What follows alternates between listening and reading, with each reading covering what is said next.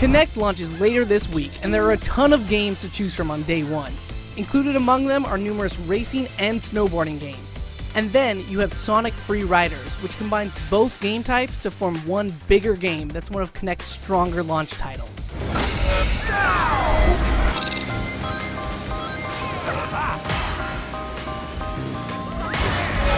Free Riders is actually the third game in the Sonic Riders series.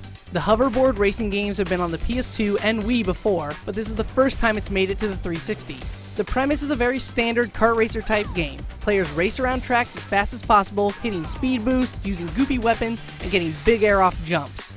The story is limited to the racers trash-talking each other between the missions. Sonic's cocky, Jet's a tool, Shadow broods, and Amy whines.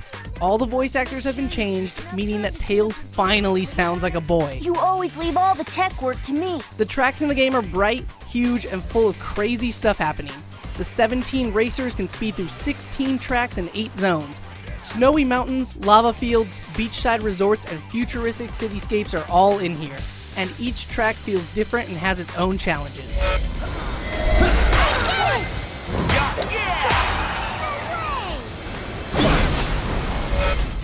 Being a Kinect game, everything is controlled with your body. You stand like you would on a skateboard or snowboard and bend at the waist to turn. Kicking out gives you a speed boost, and weapons are used with throwing, swinging, and tossing motions. The biggest challenge in the game is just getting the controls down. Navigating the menus, learning the board mechanics, and figuring out how to best play makes the game really hard to just jump into. In fact, those menus are downright terrible unless you're using voice commands. Once you've got everything calibrated though, the game is actually really easy.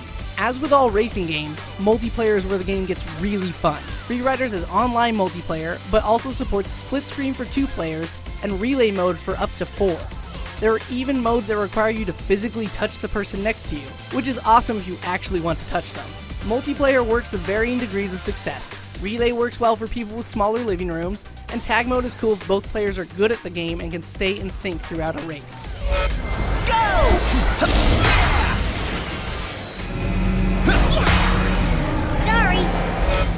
I'm going to make this simple. You either want to pretend you're on a hoverboard from Back to the Future 2, or you don't.